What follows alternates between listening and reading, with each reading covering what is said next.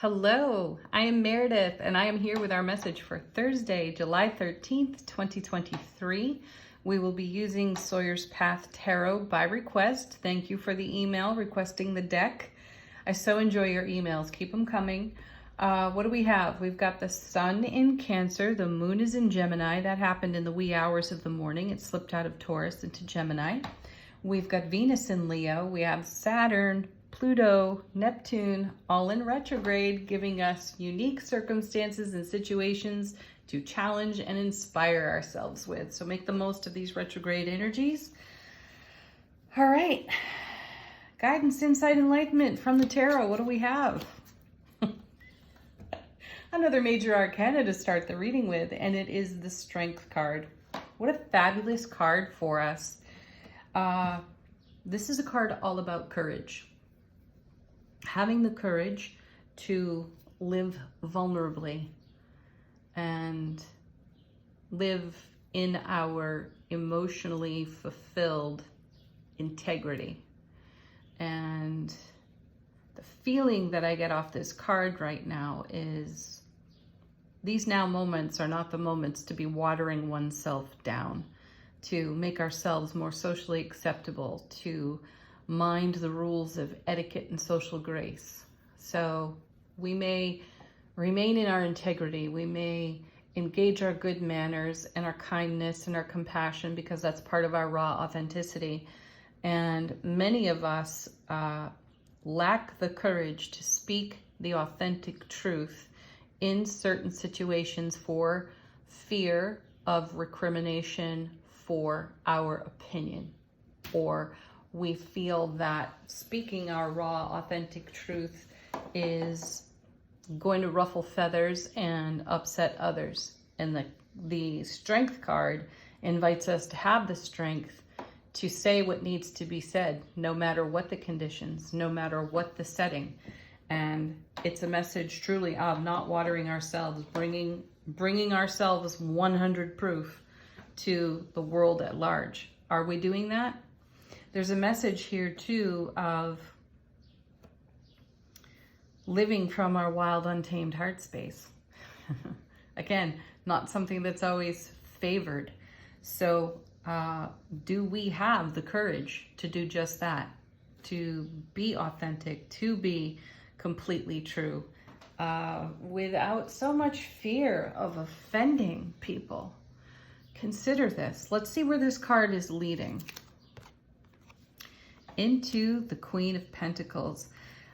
This particular deck, I so enjoy how the Queen of Pentacles is represented because she, like the King, is masterful with manifestation. And you can see here on the card, she's got a thought bubble. She has a vision in that thought bubble, and it mimics the landscape she's standing in. She's holding the Ace of Coins.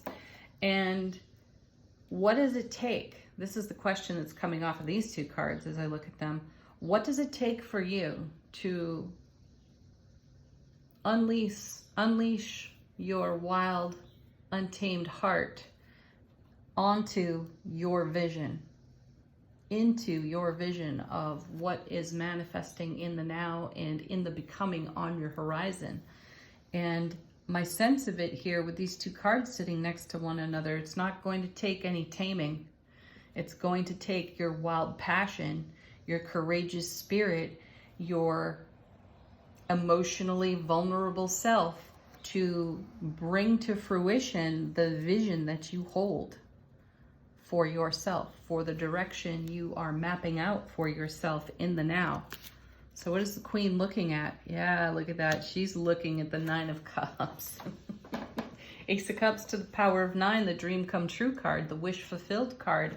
You know, we've been talking about this for a few weeks now. It's been showing up in the cards often about emotional fulfillment. And it's truly where it's at when it comes to our happiness. And you ask anyone what their dream is, and their dream is to be happy in some way. And we all desire to be happy in our own unique way. My version of happiness, your version of happiness, they may be wildly different still. We are in development in the now, in the oncoming, for adding to our current now happiness. So what is the vision that you are holding, and how much passion is it going to take? It's certainly not going to take a watered down version of your socially acceptable, non-offending self. It's going to take your raw authenticity and your personal sovereignty and integrity to invest in this vision. And as someone who reads cards for many people, it's a passion of my life for sure. Something that I hear very frequently is that folks are waiting.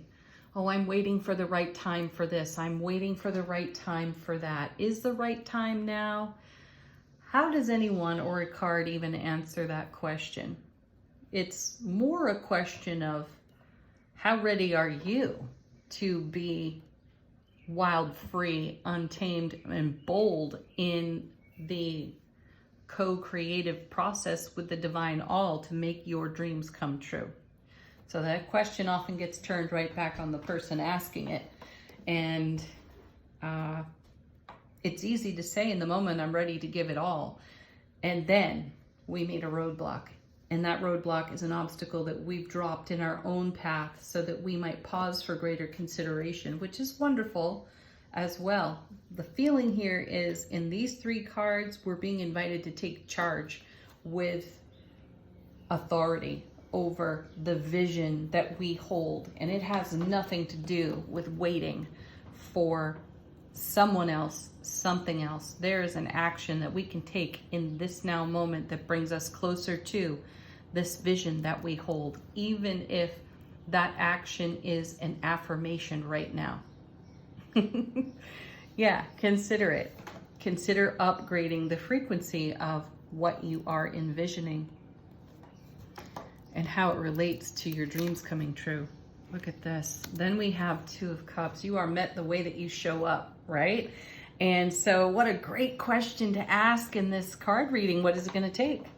What's it going to take for you to bring your untamed, wild, free, passionate, spirited heart to your vision? It's going to take that inner unity of your divine masculine, divine feminine in harmony within self-sovereignty, in your personal integrity.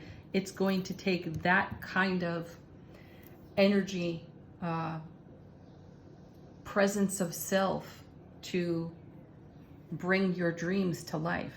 So the ever deepening and strengthening bond of your own self relationship requires passion, fire, courage, vulnerability, all of it. It all goes into the mix.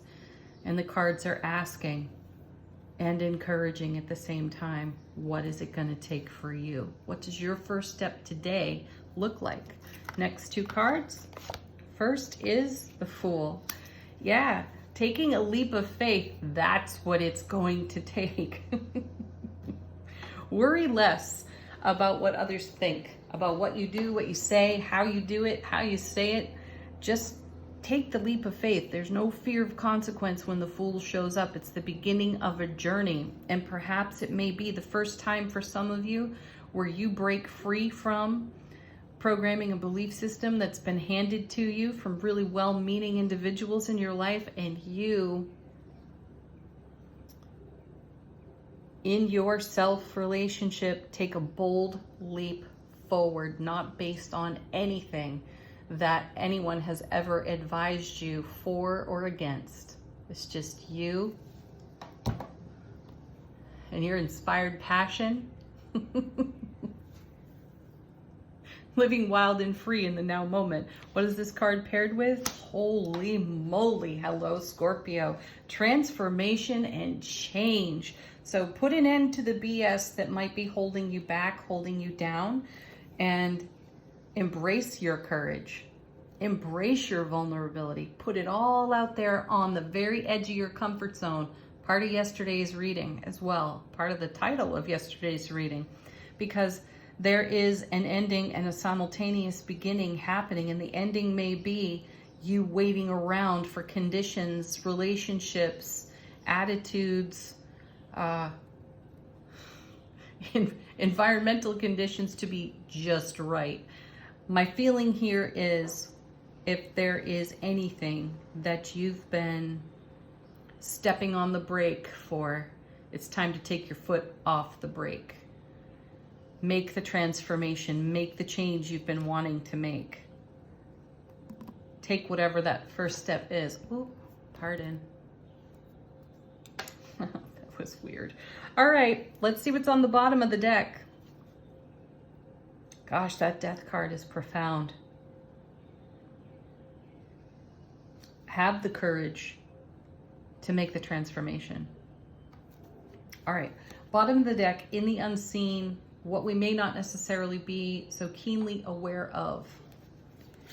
First card, Nine of Swords. There's the worry card. I just said moments ago, worry less and embrace your courage and your vulnerability so much more, and take an action, whatever that action is, in the direction of the fulfillment of your dreams, the fulfillment of your vision. So we'll come back because next card is the Hermit. Yeah, see, a quest beckons. The quest that's beckoning is the Fool, getting out there in the world, taking the journey, taking the steps in an enlightened way. This is shining a light into our subconscious as well, making us very aware of what our obstacles may be. These are the obstacles that have us sitting up in the middle of the night thinking. The busy brain, the monkey mind, the vulture thoughts, the ego presence, giving us all the reasons why we may not do this or that. And the Strength card, along with the powerful Death card, Fool, are coalescing in their energies and giving us the boost that is required to overcome whatever limitations we've set down for ourselves. And there's the Hermit, the steadfast Hermit, shining the light on it. Next, we have Justice. Be merciful with yourself. This is also not a time for you to put yourself down for prior behaviors. Use those prior behaviors, attitudes, self-judgments as inspiration yet again to journey onward. Be kind with yourself. Tell yourself the truth and speak your authentic truth to the world without fear of cleaning it up and making it all packaged nicely and tied up in a bow so everybody else can take that truth. F that. Okay. You can see a pattern evolving here. There's the Five of Swords. This is the cost of staying in the Nine of Swords, and the anxiety, the worry, the fret, the frustration of, I'm going to wait for, you know, everything to be just so in this relationship or connection before I take the leap of faith and pursue my dream. No way, no more. And this is us being at odds with ourselves. There's conflict and change when you see a five. There is an opportunity for divine alchemy to take place and put an end to this Nine of Swords over here by taking a simple action in the direction of our dream, our goal. And then we have more enlightenment. There's the Hanged Man. Pause in the action. Yes, pause before your obstacles and your perceived limitations. Pause with them. Give them a moment of your love, and then allow those energies to simply pass and continue to take steps full on your journey into transformation. Death card. That takes great courage to do just that. You have a dream, you have a vision, you have a horizon you are aiming at, and it is full of the promise of love, bliss, joy, and happiness overflowing out of those 9 cups.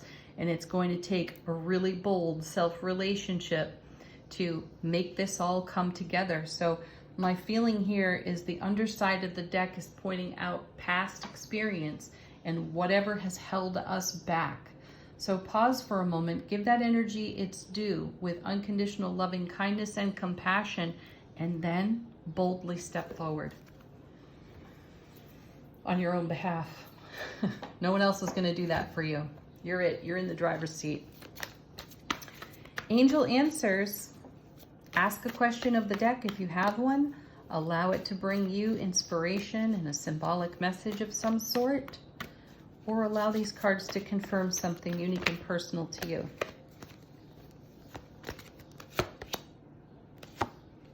First card. No. How fitting. What a perfect card, because this no is no more of the Nine of Swords. No more of that. No watering yourself down either. Show up at 100 proof or better. For you. Two of Cups. Next. Yeah, see, there it is. Be assertive. Be assertive with yourself. Be assertive with your wild, untamed, free-spirited heart center.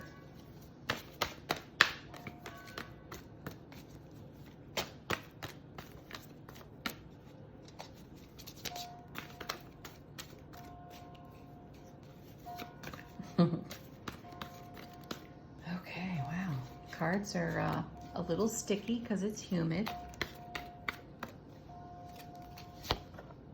You're ready. Gosh, that card's been showing up so much.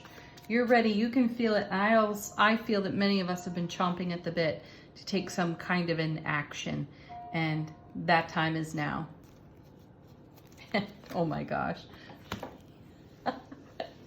We start with a no on Angel Answers, and we end with a yes.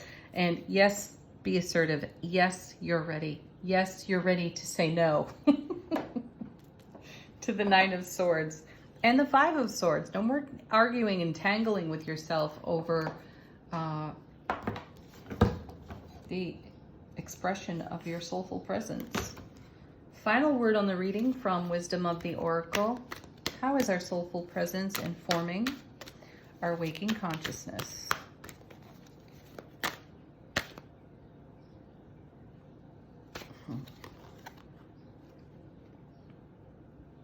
Flexible. Yeah, be flexible. There's the Justice card. There's confirmation of the Justice card in the reading. Be flexible with yourself. Be flexible with the divine flow and allowing yourself to go with that flow, because transformations can be tender. They can have us feeling exposed and vulnerable. And this is where we have to call for our courage and our self-sovereignty and our raw authenticity. We're ready for it. So yes, go after that. Have a beautiful Thursday, everyone. Thank you so much, as always, for joining me. If there are any other decks you want to see in the daily read, send the email, leave a comment on the channel. Peace, love, joy, and happiness. Namaste.